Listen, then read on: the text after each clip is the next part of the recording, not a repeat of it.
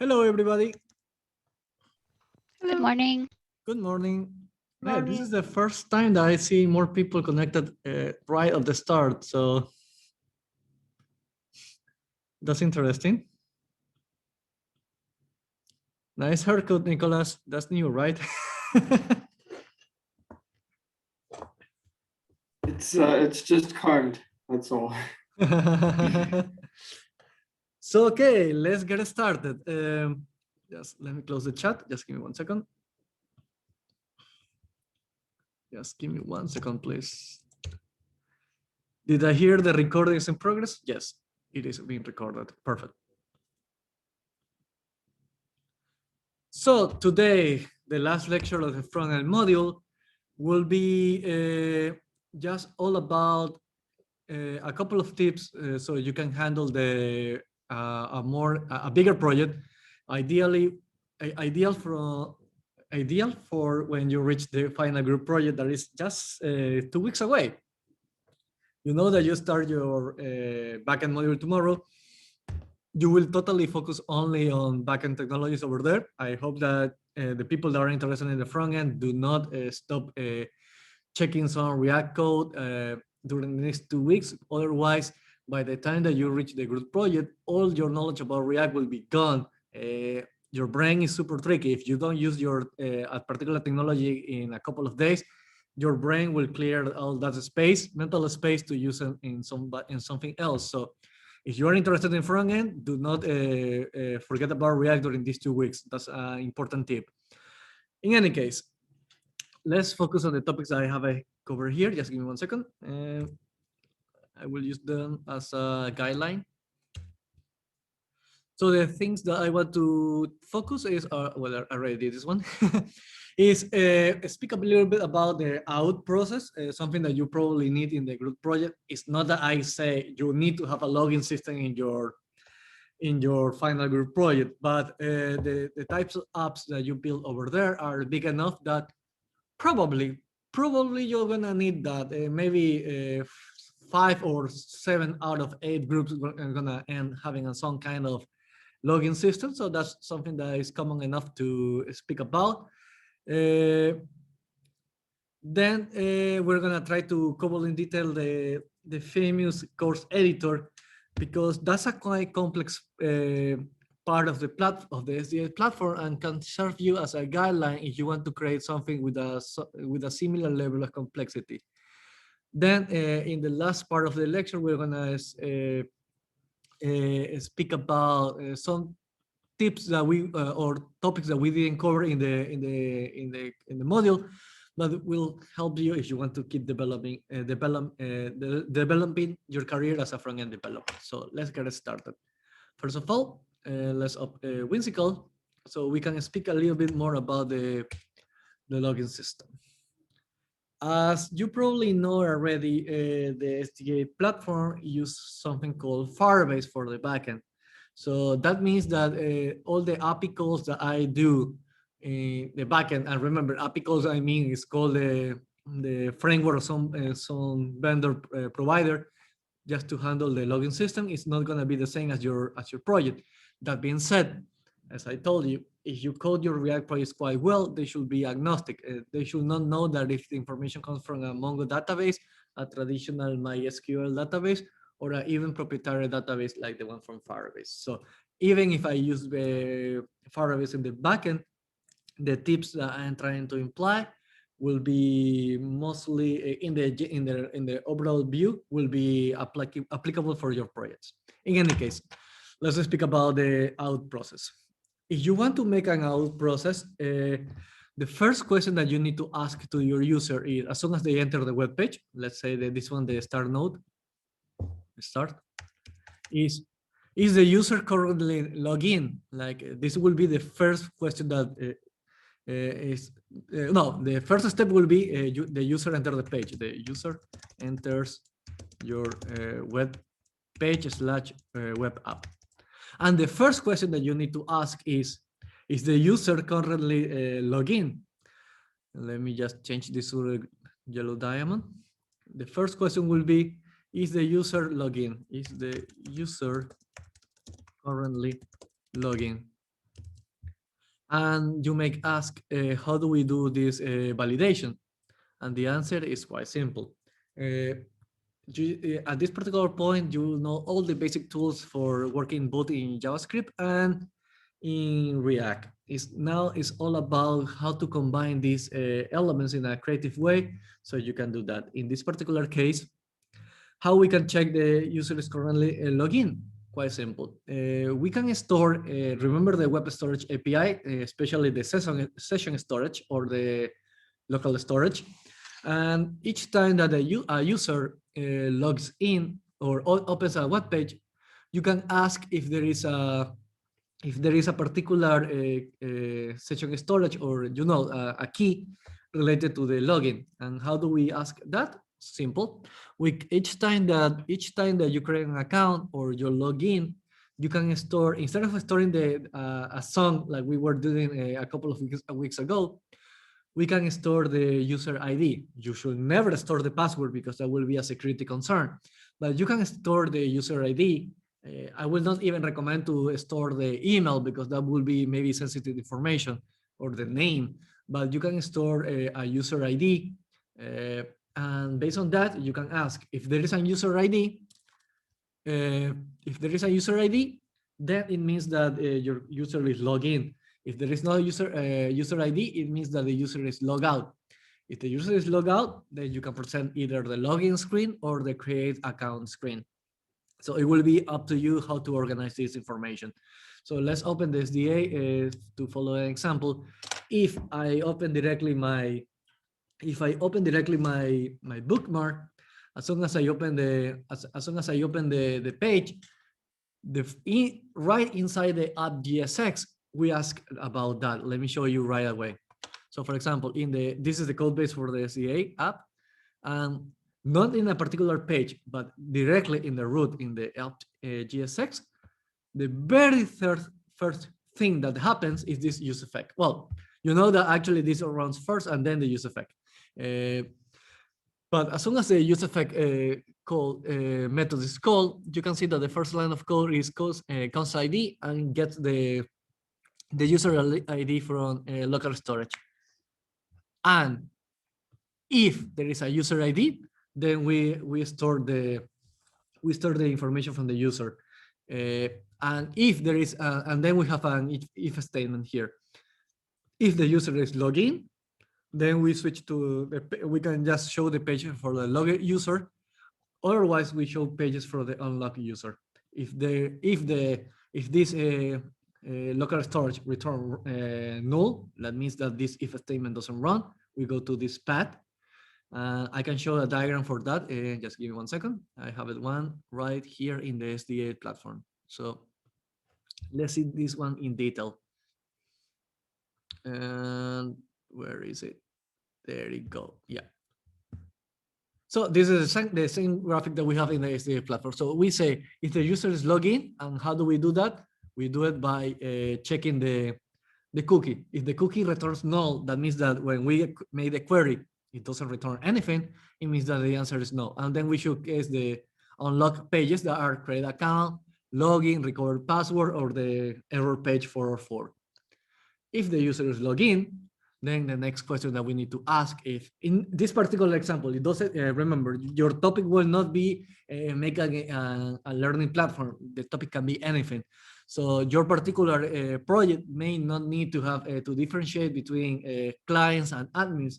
Maybe everybody's a client, or maybe everybody's an admin. So remember, this particular part is specific to this case scenario, but you can learn a little bit about this in case that you need to sort some similar kind of problem. The next stage is ask if the user is a student or an admin. And how do we do that? Quite simple. Based on this user ID, I can call my database and say, please give me all the data for this particular user. Let's say that this user, I will write here in the whimsical part. Let's say that my user is it's not my email, it's not Eduardo8@kth. Let's see. Words is not my name because there can be multiple Eduardo Alvarez in the database. It's definitely not my password 12345.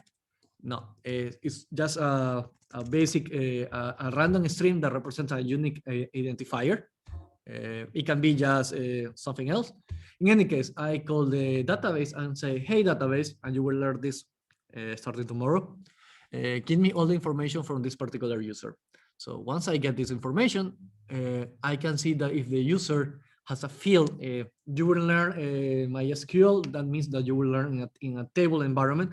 So you can ask if there has a column called user type or user role, and then you can check if this particular user is either a student or an admin.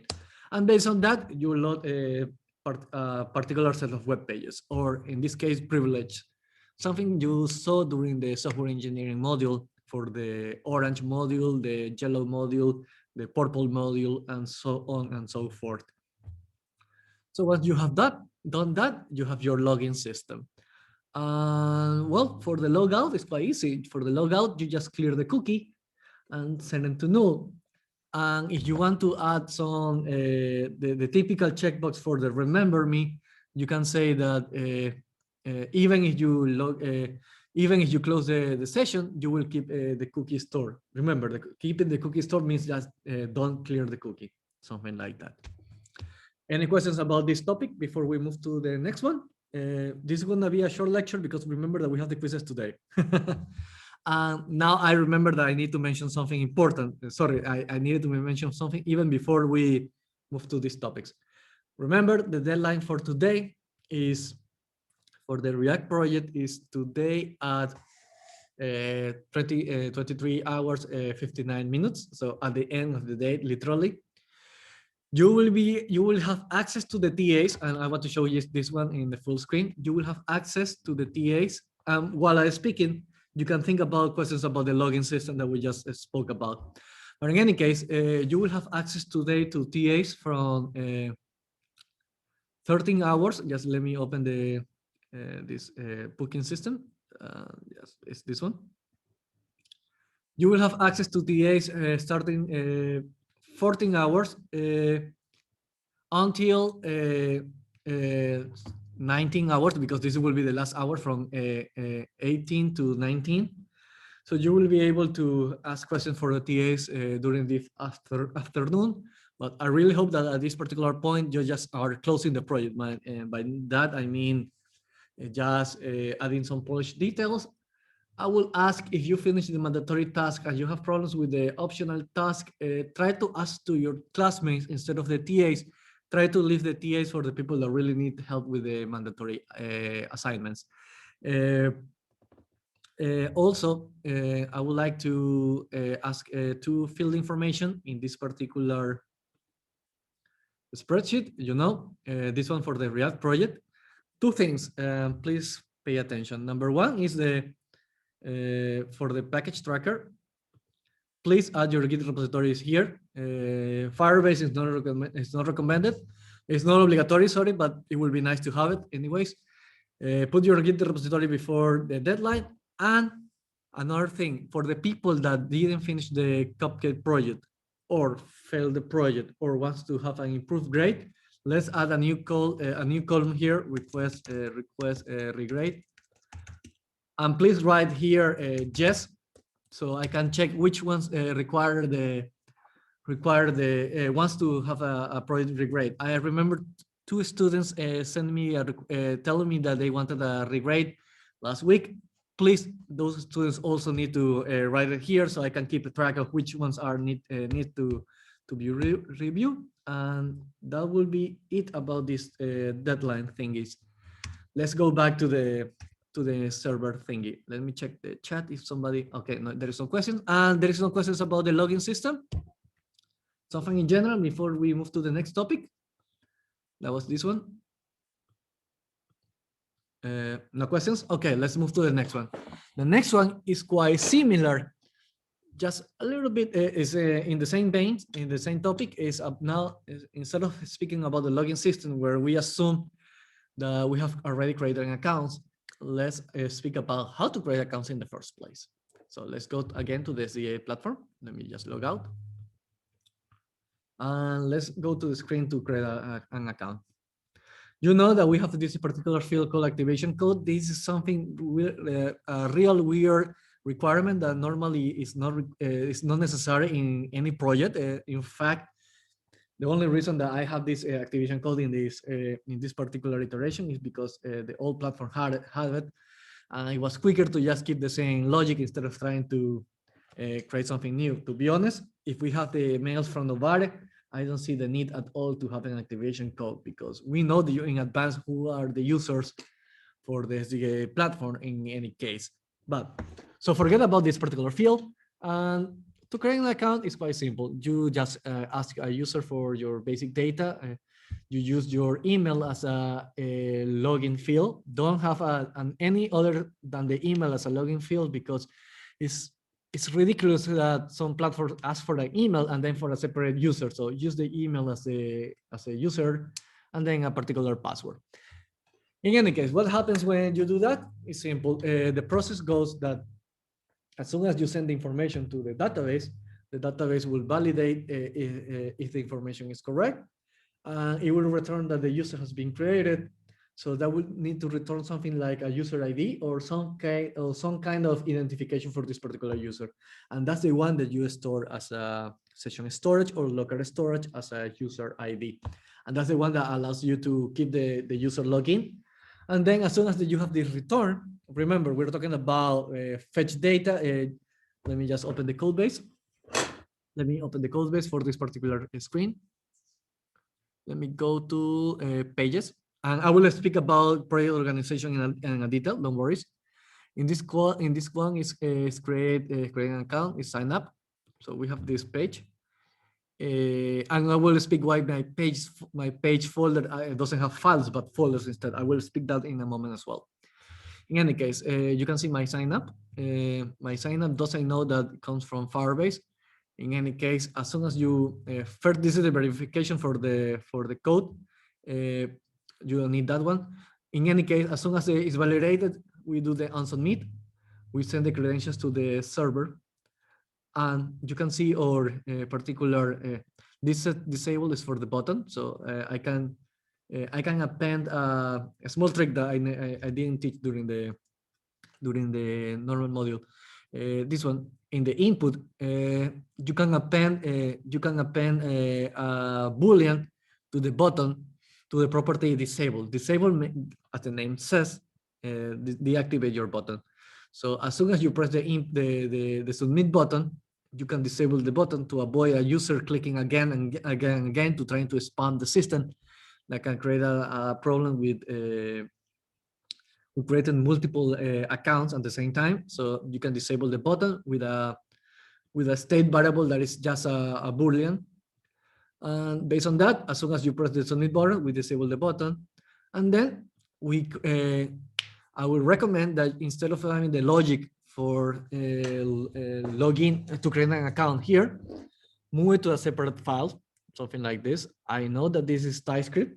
I will not go into detail because this is specific for Firebase. But what I'm trying to say is all your validation logic, don't do it in React. React should be only be taking care of your front end interface. It should not be taking care of your front end validation for the server. So move that to a separate file. And then just you get the then for the success case and for the fail case. In the success case, we just store the information in a local storage. And then I think that in the YouTube project, in the search part, we spoke quickly about the history. The history is this particular property from React Rotterdam that allows me to move to a different page from, instead of using the nav link or something inside the HTML tags, I can navigate the URL using the normal code. So in this case, once the user is logged in, now that we create an account, we can move to the dashboard or something like that. And we say we enable the bot. And if we are in the fail case, we showcase some message to say why the user could not create an account. Maybe the password is too short. maybe the email was already in place or something like that. And then we re-enable the button so he can try to, or she can try to log in again. So that will be the process to create an account. So that will be it. It's basically, let me make a diagram for that quite quickly. It's basically we start. We're gonna make the diagram. Sorry, green. And then the user enters the create account page. That will be my first step. My next step will be fill the forms, all the data, required data, and then we press the submit button. Press submit button. And this one will go to the server. Information travels to the server. Info travels to the server. And then we need a question. Can we create a user or not? Diamond is the account. Can we create an account? Can we create? I will zoom in. Don't worry, create an account. Let me just make this one bigger. Let me make it yellow. So let me zoom in a little bit. And then based on the yes or no scenario, yes, we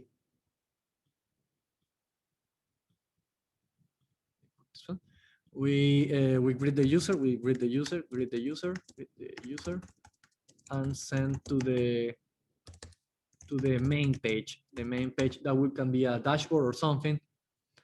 Otherwise, just going to put it here. Otherwise, if the answer is no, we just showcase a message explaining why. So this will be 2 steps. Show a message with the reason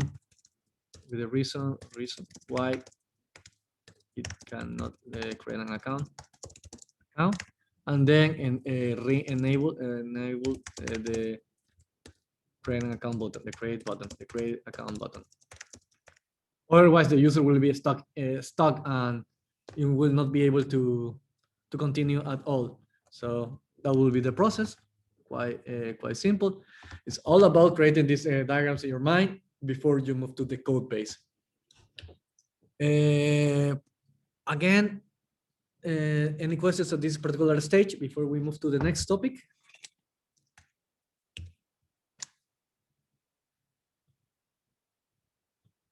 If not, we're going to move to the next element, that is the create course table.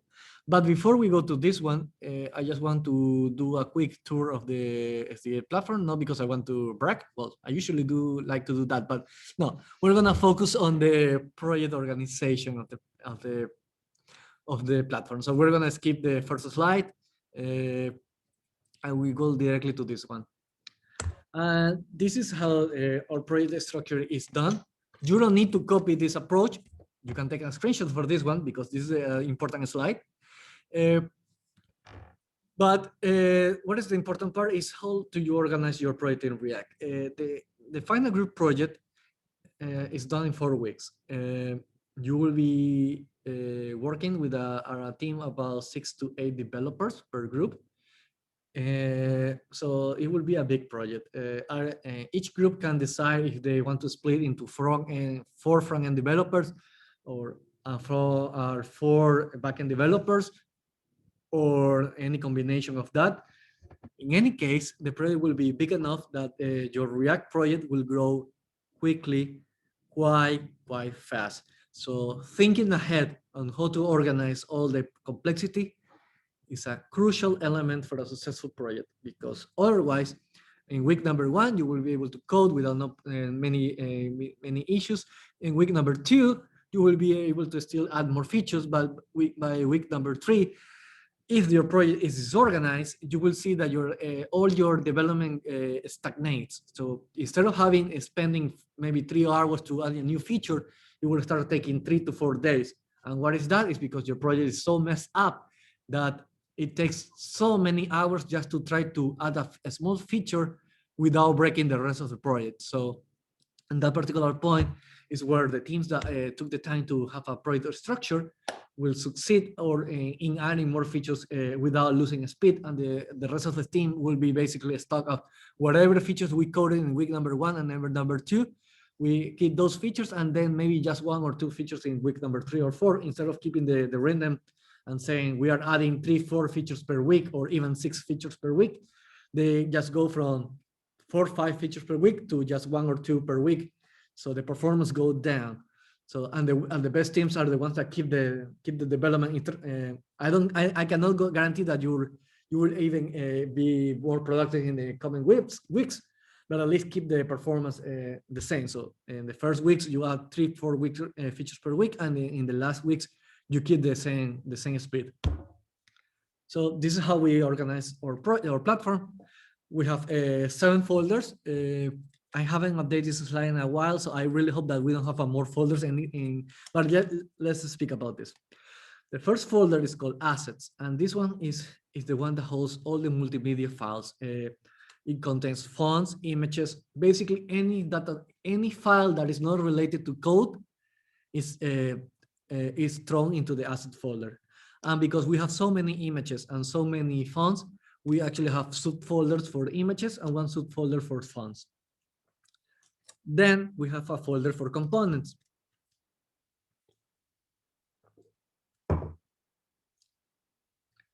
This folder contains all the React components that are shared across the project. For example, if we have a button, the typical blue button in the SDA platform. Let me show this particular button.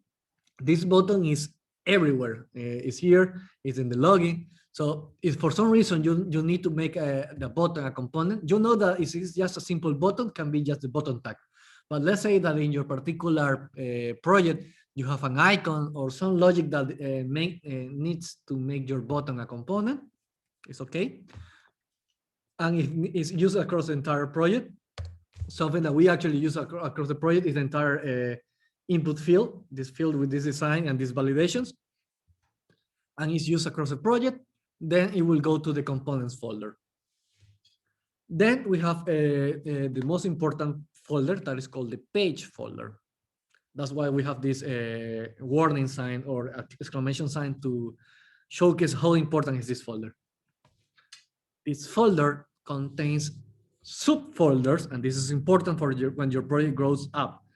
This in the current projects that we are doing, like the YouTube and the React, we create a folder called pages, and then we just put the page components right there. But when your projects are bigger, I would recommend to create folders for your pages. Why? Because your pages will be so complex that you probably need to break it down in subcomponents. And this is the key part.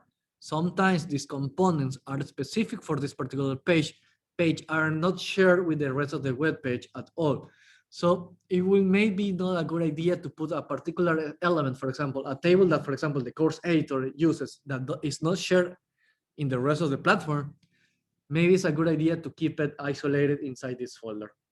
And I will showcase an example in a minute about that. Then the next folder, well, this is only for TypeScript, so you can ignore this. But this one is because TypeScript allows me to create interfaces and so on and so forth. It will be it's nice to have a single folder where the interfaces are stored.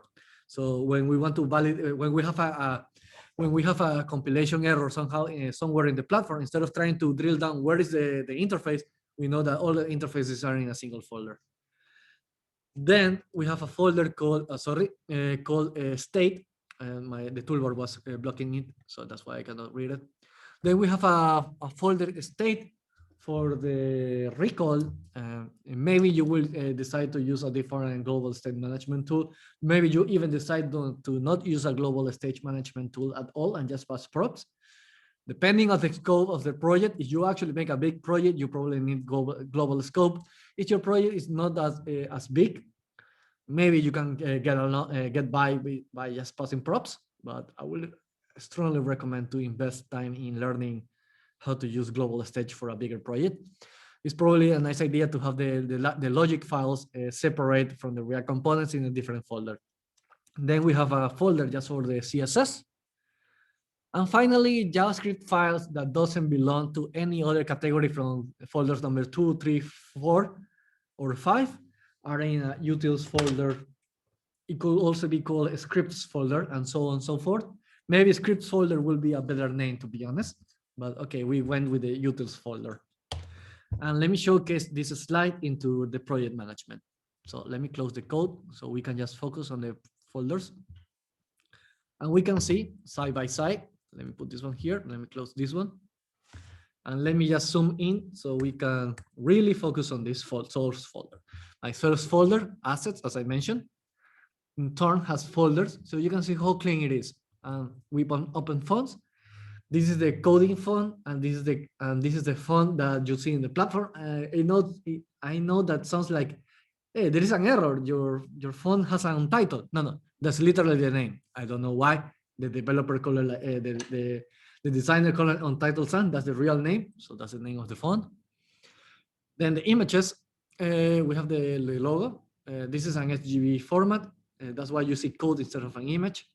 The avatar default, the default picture that you always see, and then the illustrations that these are the ones that are not created by a teacher, but are stock images from the platform. Then we move to the components folder. If you read about atomic design that I recommended during the spreadsheet, in atomic design, you can divide your components into atoms, organisms, modules, and templates will be the pages. So you will be only atoms, modules, and organisms. I will not explain that. If you didn't read about that, it doesn't make sense for you right now. So don't worry about that. But in any case, that's a way to keep the components even more organized by creating subfolders based on the type of components that they are. So in this project, I choose not to do that. I will read the chat in a moment, just to keep all my components in a flat structure to make it easier to navigate. But if you want to go to that process of adding more folders to organize this, will be okay to do that. Then the pages. Let's open the page components and look at the difference between the components folder and the pages folder. When I open the components folder, I can go directly to the components. But when I open the page folder, I see folders. Why?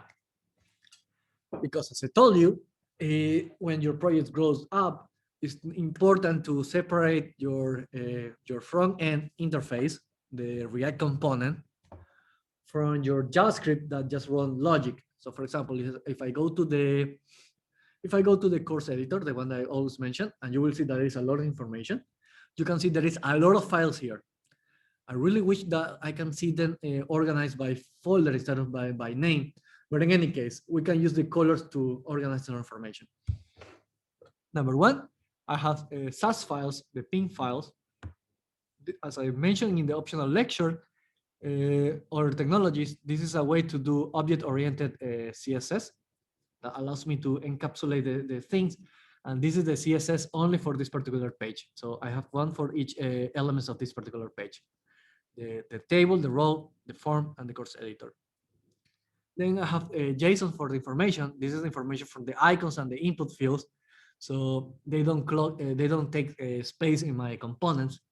And then I have my components that I only use in this particular page called the course editor. I have a row for the table itself, I have the section itself, and I will showcase the diagram in a moment for this.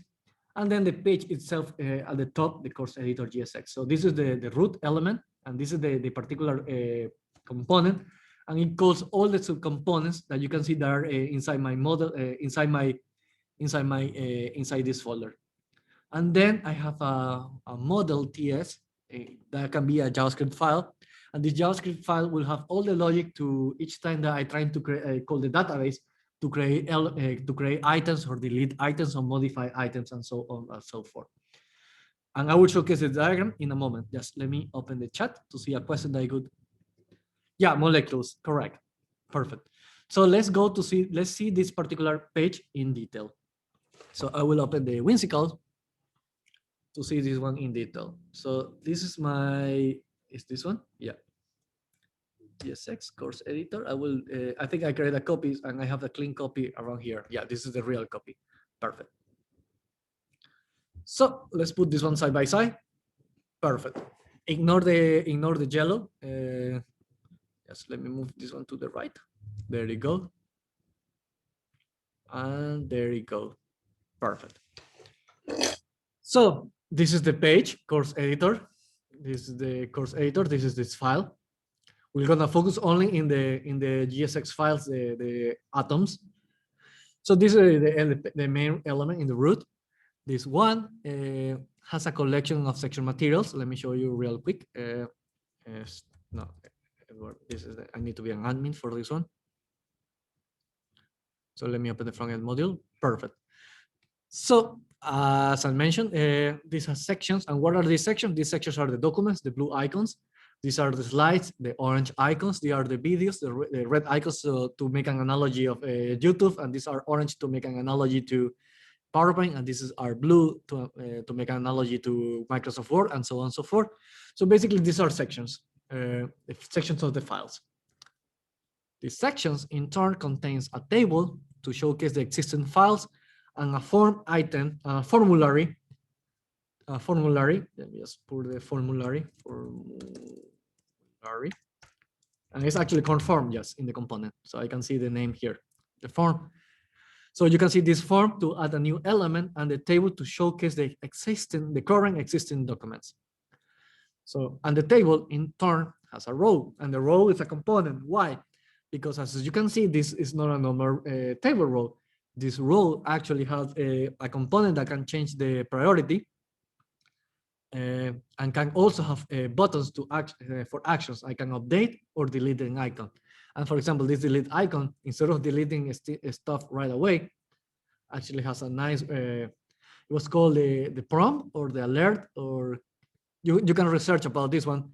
I think it's the prompt, yeah, that allows you to, it's called literally confirm. It's the confirm component in JavaScript that allows you to showcase this question, yes or no question, a Boolean, true, false, in case the user wants to delete something.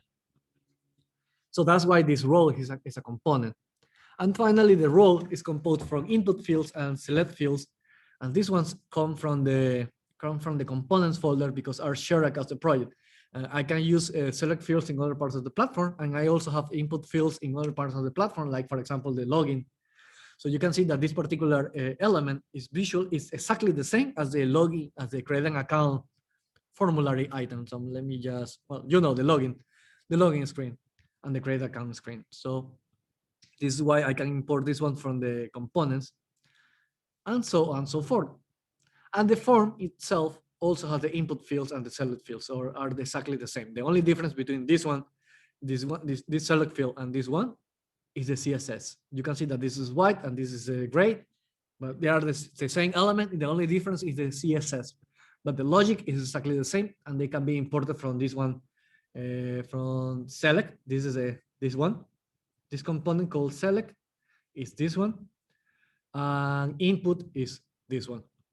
So this is my diagram tree, and you can see how complex this particular page is.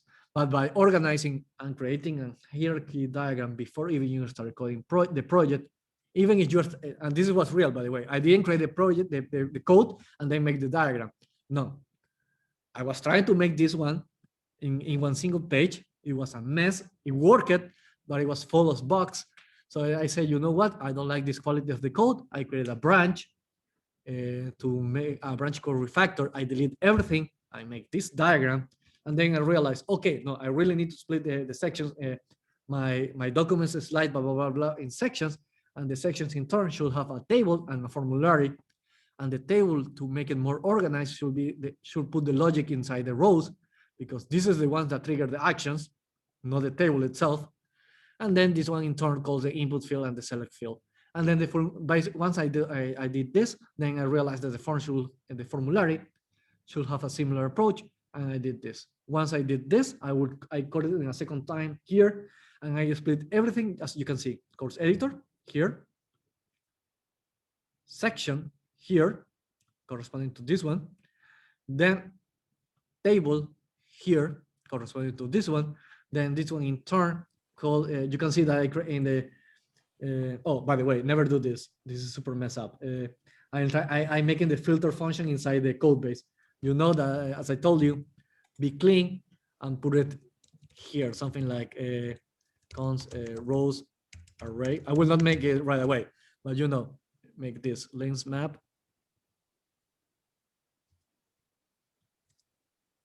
And then just put here in the T-body. As you can see, makes the code, makes the information so cleaner. In fact, I'm gonna probably review this one and push it. So you do it like that, and so on and so forth. So that's how it was coded. So again, any questions before this one on how to tackle a particular page? And then you do the same thing for each page, for each piece of functionality that you need in your platform. Yeah, go ahead. I hear somebody trying to speak. No, that was the microphone. Then you will ask, okay, I understand how to organize a complex page for a feature, but how do I decide which features I need in my project? So that's part of the game of the documentation. So let's go into detail for the page, as I mentioned, not from the technical point of view, because we just covered this one, but let's see the page organization. Remember in the software engineering case study, we divide our code handling system in six modules. You probably can do something similar for the SDA platform. We have some from the content, one from the out, and then for the rest of the pages that don't fit in a schema, and then you can list the pages that you need to, that are related to a particular module. Then, as I mentioned, by the way, we can go back with the, we can put this slide next to the one that was here, the course editor. You can see my I have these 5 types of files in my particular sub pages folder. I have my page GSX, the main component, the one that is actually the page itself. Then I have the logic, the logic that called the database, because I know that you can put the logic here in the course editor, but if you put too much logic, remember, in the next week, you will start learning how to not only how to call information from the database, but you will learn how to send information to the database, and not only send information in a sense that create an element. So for example, here, not only you will be calling the database to call this table, to fill this table, that's the one action, and then you will have another action to create a new item, 2 actions. You will be able also to delete items, 3 actions, and you will also be able to update actions. By the way, this has a name that you need to memorize right now, even if we are on the front end. CRUD in database. This is a term that you need to memorize by the front end for the backend module. It's called CRUD. And this is your standard bread and butter standard operations in a database is create elements, read elements. We have done reading operations all this module, but you also have update. That is something that already exists. It just needs to be updated. And finally, delete something from the database. So these are the standard operations that you need. And as you can see, this one will belong to the reading. We read in the database to see the existing files. We create here, just be put side by side. Let me just zoom here. So this one is for creating. This one reads information that already exists, the read. This button literally updates, and this button literally deletes. So as you can see, you have 4 actions in this particular page. So if you put the logic for these 4 actions inside the course editor here, your data will be, your React component will have 300 lines of code. So that will be too messy. So that's why I recommend to have a separate JavaScript file for that one. So something to organize on your own. So let's go back to the slides. So 1 file for the logic. And if you need multiple files for your logic, go ahead, you can do it. Then you can put your components that are only using this particular, remember this form and this row. It's not that the SDA platform doesn't have any other forms in the entire platform. What I mean by form is it's not a generic form. It's a specific form. You know, the one that you already saw that is only using this particular page, and then the same with the row, and the same with the table, and the same with the same with the table, the row, the table, the form, and the row. And then these input fields, I will paint it with a different color because these ones come from the components folders. So this is the combo box for the icon. Choose the icon, and this is the input for the text. The results for text. So yeah, that will be it.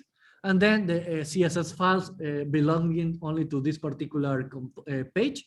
And finally, JSON files when you want to organize either your input fields or some static information that doesn't come from the database, but you need to have it all the time. For example, in this case, the icons, I call it from here instead of from the database. So yeah, this is how do I organize my course folder. And then, as I mentioned, okay, this is how you organize the page, but how do I decide which page I need in my project? This is where the product owners step in. And before we start coding, we create a slide with all the features that we need. For example, we need a page for showcase the course, and we explain to the team, okay, this page will do this. This slide doesn't explain how we code this page. It just explains what is the goal of this page, why this page needs to exist, why it cannot be merged with another page. So once the product owner sells the idea, we convince the team that we need to create this page for this particular reason. In this case, we read that in the course page, the student can check the study material. Right now are hosted in Google Drive, but we can move it in the future to Firebase Cloud Storage. So because we're speaking to a development team instead of a client, we can go a little bit technical and explain about this functionality in the bottom part of the slide without any issues. But we don't go to write a function, a storage, blah, blah, blah. No. When we speak about technical is how we're gonna store the information. We store it in Google Drive, but we can move out to a cloud storage that we mentioned briefly in the optional lecture Firebase. Then the course list, this is the one for, so the teachers can add modules and edit the existing modules and so on and so forth. Then this one is the course editor that I just mentioned 1,000 times, so I will not explain it. Then was one feature that we never finished on time, sorry for this one. The sign up process. You explain what we can do here, of course, and the same with the login and so on and so forth, blah, blah, blah, blah, blah, blah. Then we explain what will be the main screen for the user, for the students, what will be the main screen for the admins, and you can see the evolution. At the beginning, we only have one tool for adding content, but now we have more tools for the TA so they can control the schedule and so on and so forth. So something like that. The profile that we never finished, that was still in progress and it will be forever in progress. The error page and so on and so forth. And finally, last topic about this slide. This was about the course table. The last topic for this one is the documentation. Last but not least, because this is important, what we need to do. You remember in software engineering, we spoke about Scrum, the product backlog. So this is a list of incremental deliveries that we need to do in the project. You will have 4 weeks for the group project. I will not go into super detail right now. Don't worry about that. Philip will take care of that in the final group project alongside Caroli, one of the TAs. They're in charge of the group project. So they will explain about the deadlines in your project. And because you have 4 weeks, it's recommended to split the month into four mini deliveries, similar to the IP project that you have a midpoint review. You will have 4 midpoint reviews. Well, 3 midpoint review plus the final review. So you will have a product backlog that will say each week we're going to commit to a certain amount of features. Then you create the documentation. And why is it important to create documentation? Hey, Eduardo, I don't need to document my project because I'm coding it myself. So I don't need that. I know what I'm coding. And the answer is, let's create an invented name. Let's say Alexia. She knows what she coded on Monday.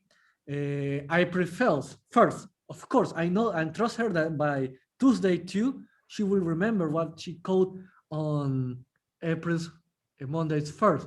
But what happens when you find a bug 3 days before the final delivery? 4 weeks in around Wednesday, April 27, around. Can you honestly remember what you coded on Monday's April 1st? The answer is no. And you say, yes, you're fucking lying. So no, you will not able to remember what you code 3 weeks ago.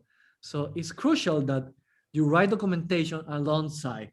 And remember, I speak by experience when I told you that I tried to create this particular page without the component tree and without documentation at all at the first try. Why? Because the login page was simple, so I didn't write documentation for the login page. The login page is so easy, Eduardo, so you don't need documentation for that.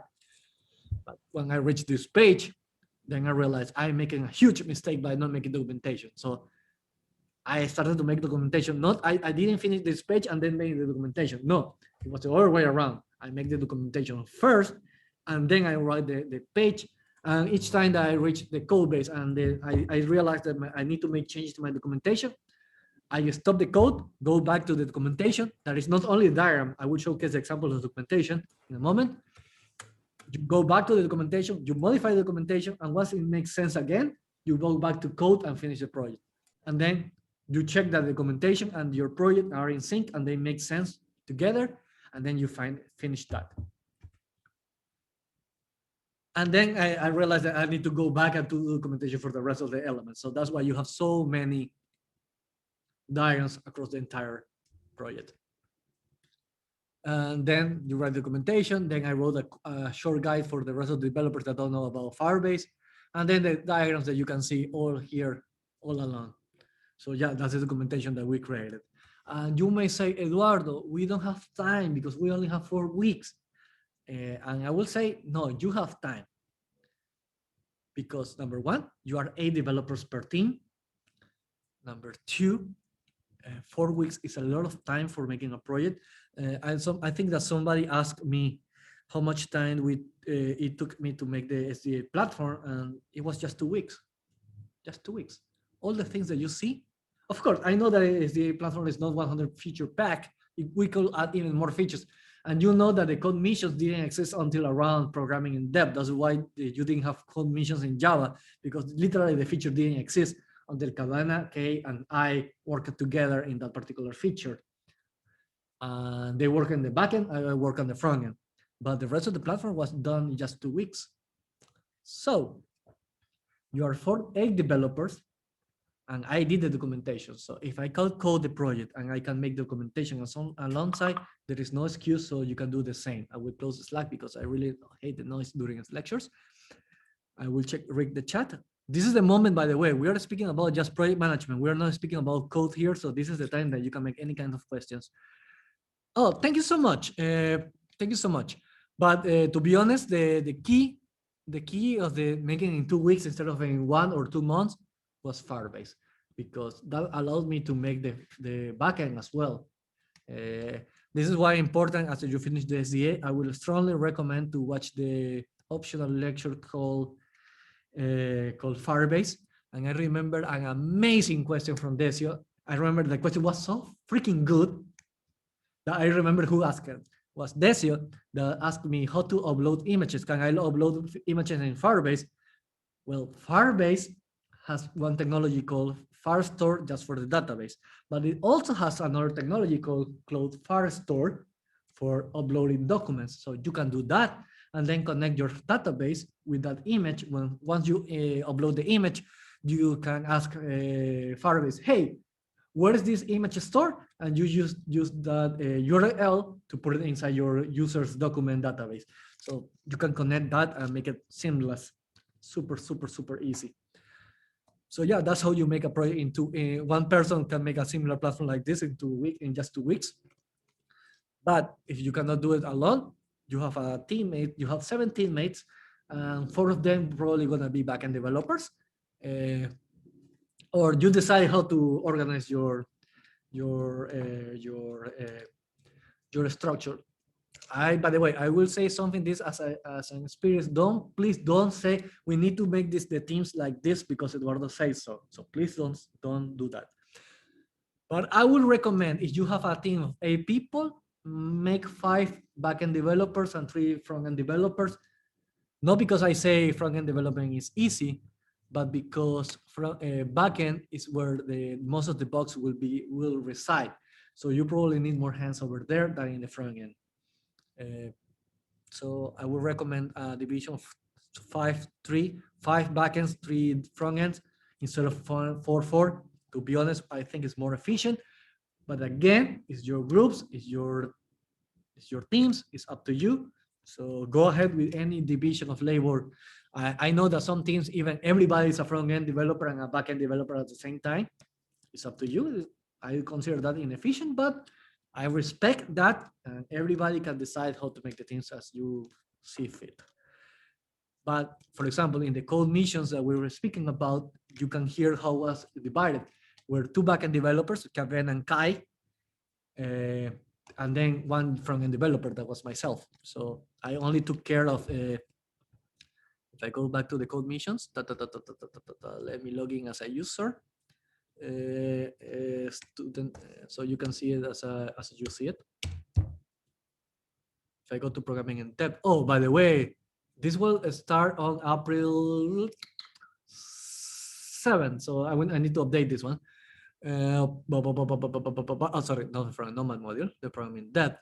So basically, the code missions, I only took care of creating this. The Kavana servers take a little while when they are asleep. I only create this part, and then when I press the run code, I only pack all the information that you wrote here and send it as a log string, similar to what we did with the to-do list in JavaScript. Remember that we take the code, we take an array and serialize it, so make it a list of strings separated by commas. Well, in this case, because we just send the entire code base, because JavaScript is smart enough to, if you write something like this, cons foo equal bar, and if you put this one, you can make 2 in the same line. Of course, this is super disorganized. Never do this, but technically this is valid because the comma separates the values. So if you code correctly, we'll be able to send your entire information and parse it in the server, and then Kavana do the magic over there with K, and then they return me a true or false if the code is correct.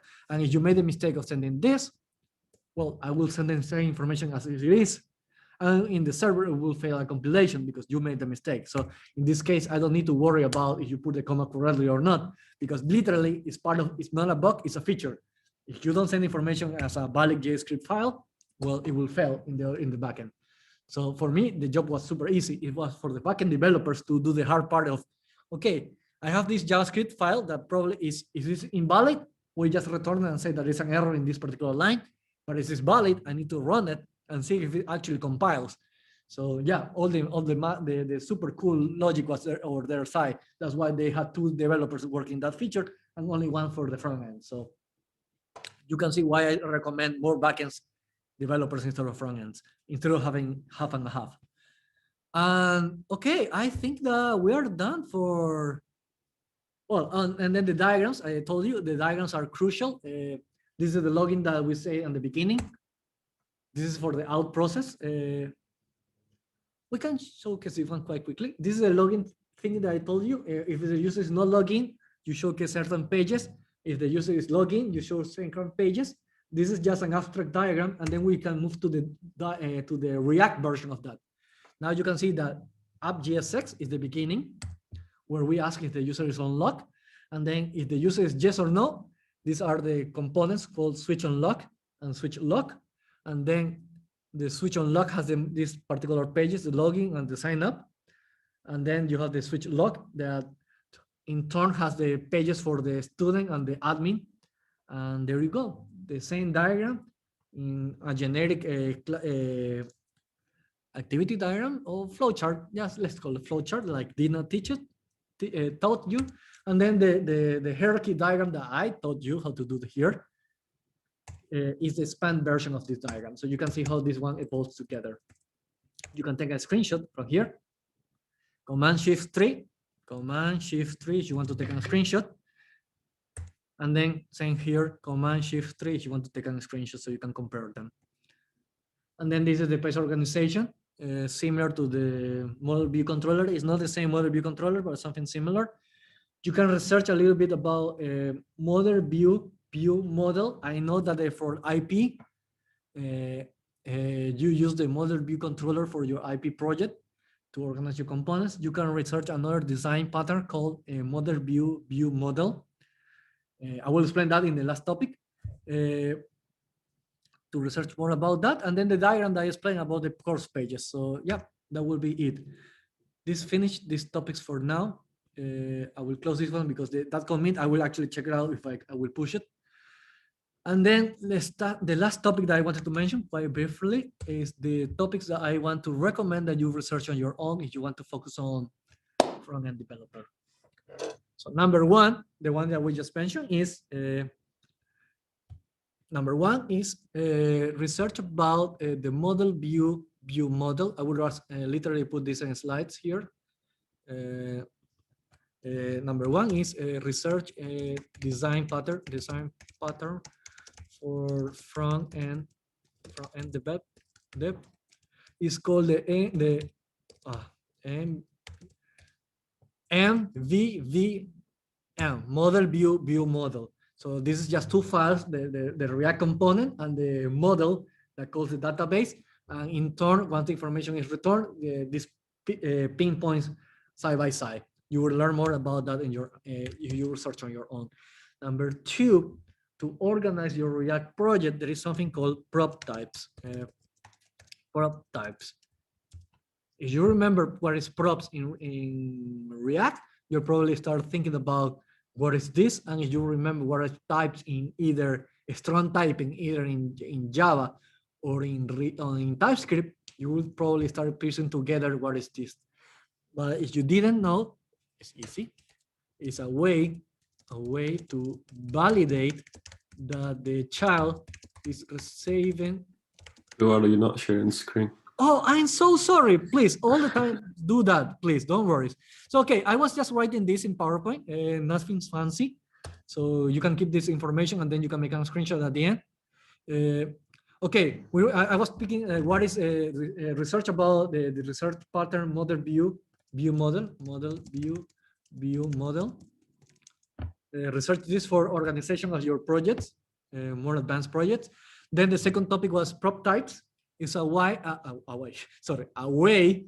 to validate that the child is receiving, or no, let's write it better. It's a way to validate that the parent is sending all the properties that the child needs to render correctly. So let's say that you're making the YouTube card. Let me just open YouTube. I don't have time to launch the YouTube project that we did. So for example, for this one, for Godzilla, of course, Godzilla. Let's say that you're passing props and you forgot to send the title. Imagine how the component will render without the title. It will look ugly with this empty space. And this one goes directly to the gigafan and the channel name and the views. It will look so weird because we want to know what is this video about. We know that it's Godzilla in the picture, but what is it specifically about? So the title is important. So prop types allows me to have strong typing and check as soon as the parent is sending information that we have all the fields necessary to render. Maybe these two fields are not that important. Like, okay, if for some reason we don't have this information, maybe this video is too new, we don't have information of when it was uploaded. Maybe the views are 0, so we don't want to showcase that. So it's okay to skip it. But this title is important. The channel name is important, and the channel picture and the channel name are important. So you can say that these four, especially the thumbnail, of course, this one is crucial. So you can say that this one, and this one are crucial. So you can validate that if they are, and not only that, you can validate if they exist. You can validate the data type. So for example, if somebody is trying to pass a picture instead in the title, it will create a compilation error. And instead of getting a random compilation error, you will have a more specific error, like the field title is invalid because it was expecting a string and got an image. So it will help you to validate what kind of data you need in this particular field. So super important to research on your own. It's called prop types, and you don't need TypeScript for this. You can do it in pure JavaScript at all. But TypeScript will allow you to make it even cooler. But you can do that with pure JavaScript and React. Next, in the topics I want to mention is, okay, for testing, you know about JEST, standard GS validate testing, but also add enzyme, standard, sorry, standard. And this is basically test component behavior. So enzyme will allow you to create a list of components. Because JES will not understand GSX. So when you try to do something like this in, let me up. Oh, I should not have closed this project. Just give me 1 second. Remember the refactor that I did? I probably have it hidden in the Git commit. Let me open the cover real quick. There you go. Remember this commit that I did, and I wanted to test it. Links.map, and you can see that there is an error here. There you go. That's why I'm not committing yet. But in any case, if you try to do this role in this component in JES, it will probably crash, because what is this? It's a component, a React component. I don't understand. Thus, I will crash.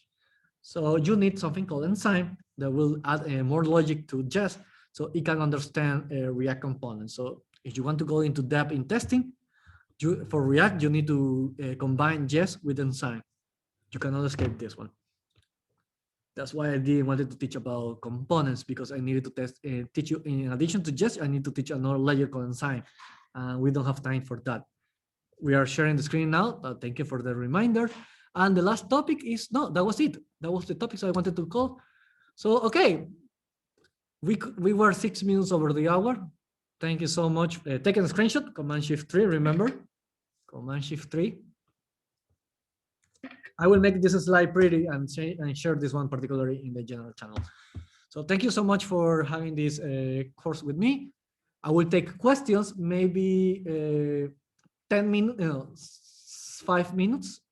No, 8 minutes, so we can run it up 10:15 before we move to the quizzes. Don't worry, 7 questions, quite short. If you are doing you are almost finishing your React project, the quiz will be so easy. Remember, you will have TAs from 2 to 7, so you will have help, all the help in the world. If you finish the mandatory project requirements and you need help with the optional, please ask your teammates instead of the TA, so the people that actually need help in the mandatory can ask for help. So without further ado, go ahead, make questions until 10:15, and I will not close the chat earlier, so we can finish on time. Natalia, go ahead. Yes, I have a question related to the project, group project. What would be your tip when it comes to the task division? For example, you said that we can decide to be maybe 3 front-end developers and 4 back-end developers, or 5. What would be the task division within these teams? And I'm just wondering about the successful collaboration in general. Okay, that's super off topic, but I will go super quickly. First, the teams need to make the common logic that to run the project, like literally to boot the project.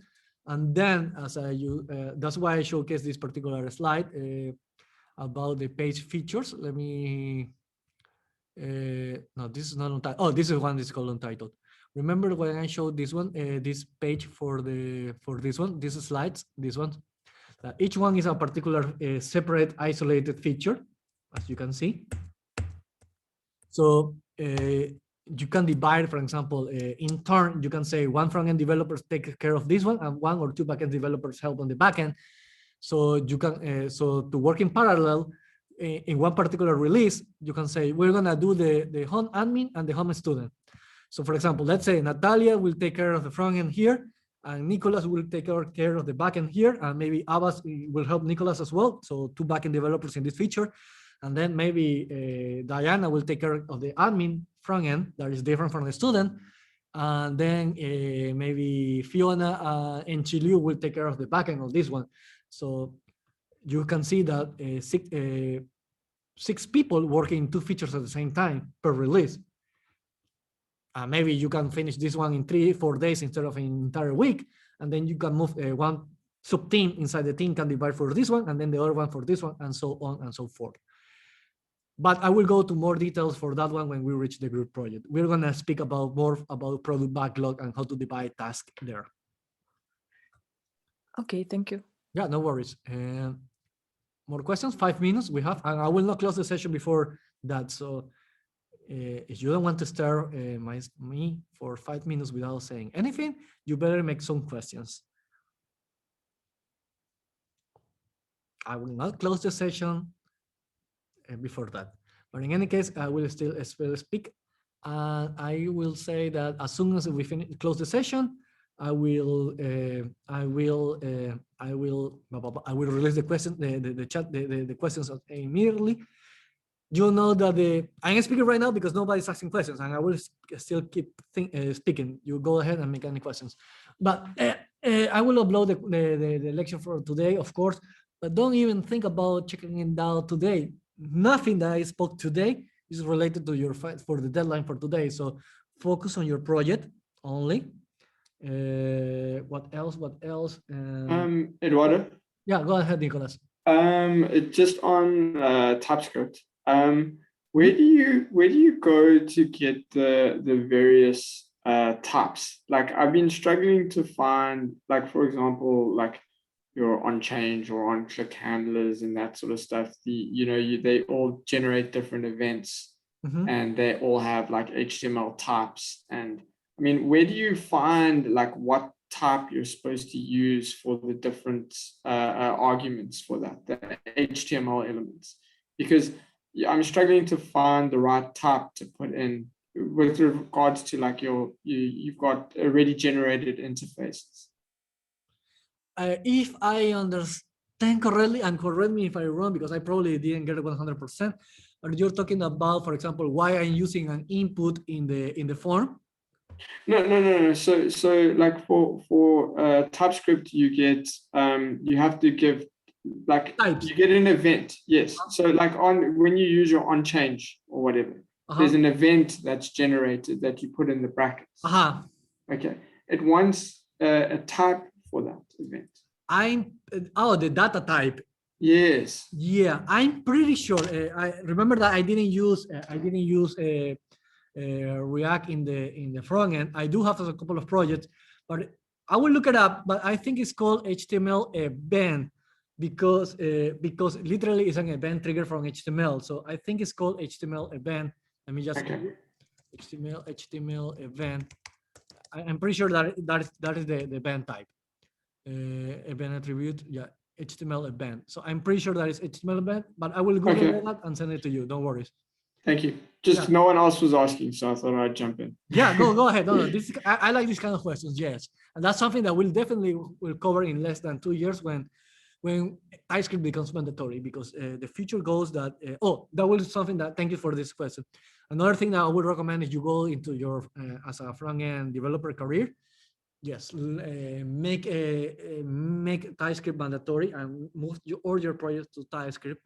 Literally, the SDA platform was about to be 100% TypeScript, but the only reason that I stopped from that is that if I put it in TypeScript and then I don't make TypeScript mandatory, I could not be able to showcase examples of the SDA platform at all, because as Nicolas probably knows, even if it's close enough, you need to make a lot of changes. For example, you use constants instead of functions to declare your components. So the changes are so different that it makes more verbose the code. So you will not be able to follow along if I showcase examples of